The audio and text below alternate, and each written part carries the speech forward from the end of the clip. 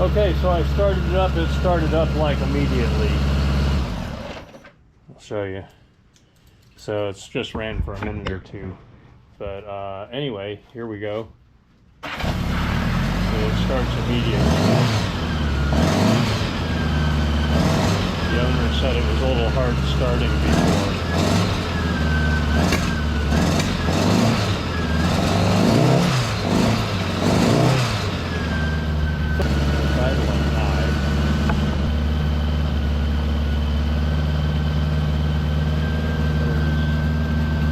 Almost no play in the throttle cable. I'm going to back it off a little. Wow, look at this.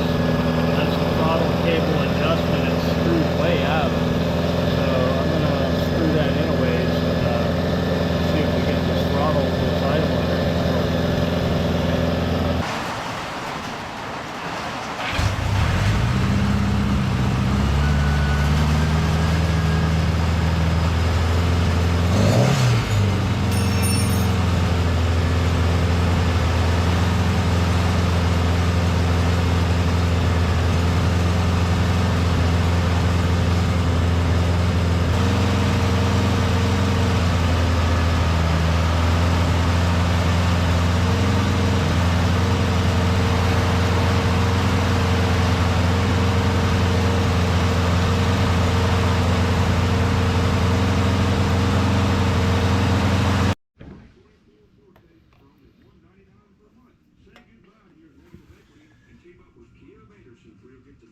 So I've removed the dash pot caps and pistons, and I'm now polishing the caps, making sure everything moves freely, and I believe the O-rings for the intake runners are compromised, so I'll be putting new O-rings in there. And if we look here, we can see these are not moving exactly the way they should. When I drop that in, the spring in there should push it back up to nearly flush, and it does not. So I'm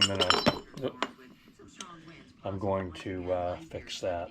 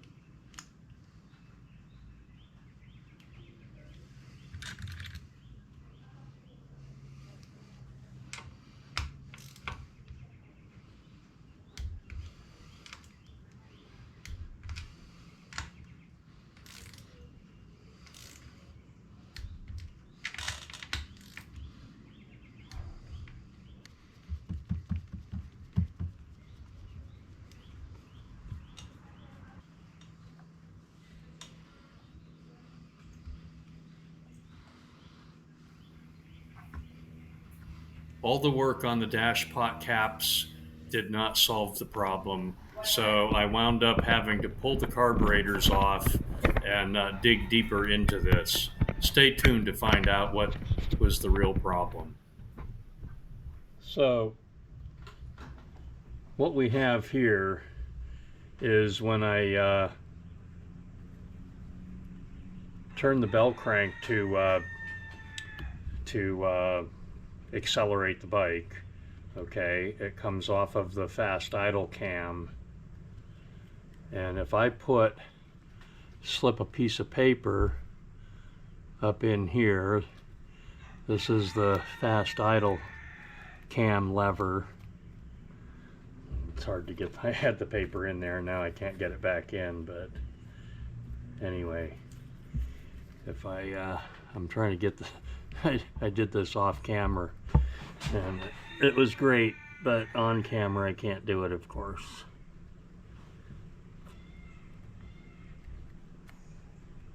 Alright, so it's supposed to be idling right now. However, the fast idle cam is holding it off idle. It appears that somewhere in the history of this bike, somebody bent the tab on that fast idle cam, so it's holding it off idle. It will not allow it to fully idle down. And I had to remove the carburetors, of course, to fix this. So I'm going to bend that tab slightly just until I can get this to idle down. I should be able to fully close this gap. You can see there's a gap right now between the end of the idle screw and the stopper right there. So I should be able to fully close that gap and then adjust the idle from there. And I can't do it because of this. So I'm going to correct that and then see if the gap closes. Now, while I've got the carbs out, I suppose I'm going to turn them upside down and pull the float bowls and check the float adjustments and things. That wouldn't make sense to put them back in the bike without checking all that. Even though they were, I suppose, professionally rebuilt, I think about 4 years ago. So anyway, that's where I'm at. So I'm going to go ahead and bend that and get it so that it does not pinch the paper and the gap closes here. And then it should that should make a world of difference. As you can see, when you pull the choke, you can see how that operates. That fast idle cam comes up and it pushes the bell crank off idle, so it idles fast until you push the choke back in. But anyway, this should not be tight right here right now when I'm trying to idle.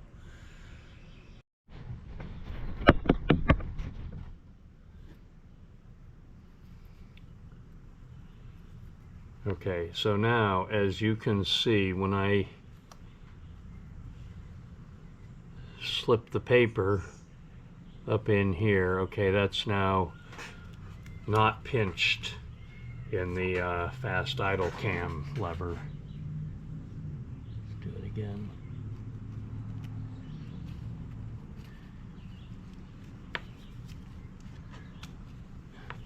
Very difficult to get a piece of paper in there.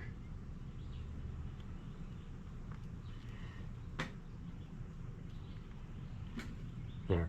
Okay, as you can see, I can now, I'm idled all the way down, and I can now drag that paper out. So there's a very slight gap there. So there's a tiny bit of play now in the cam follower. It's not tight against the bell crank. And as you can see now, I no longer have a gap over here on the idle screw. That paper is held tightly now by the idle screw. I don't know how well you can see that, but anyway, yeah, so there's no gap there now. The screw is backed all the way out, about as far as you would ever back it out. and there's no gap. So I believe I can now adjust the idle correctly. So I'm going to go ahead and check the float adjustments on these and then put them back in the bike, and I think we'll be in business. I am going to do this float adjustment off camera. I've done some other carburetor rebuilding videos where I show you how to adjust floats and things. So I'm just going to go ahead and do it. Okay, look at that. Idling very nicely. I could probably idle it down even a little lower. Carb synchronizing is pretty close. I'm going to adjust that a little bit. It's not warmed up yet. I'll let it warm up for a few minutes and then adjust the synchronizing. But anyway, every time I work on one of these old bikes, I learn something new. So this is the first time I've run into a problem with the fast idle cam, preventing the idle from going down where it's supposed to be. So I'm going to end this video now, but yeah, so that's what we learned on this job. I put in the Dynatech ignition, that's working perfectly, and I've taken the carbs apart and of course cleaned the dash pots and the pistons, and I checked the float levels. The float levels are good,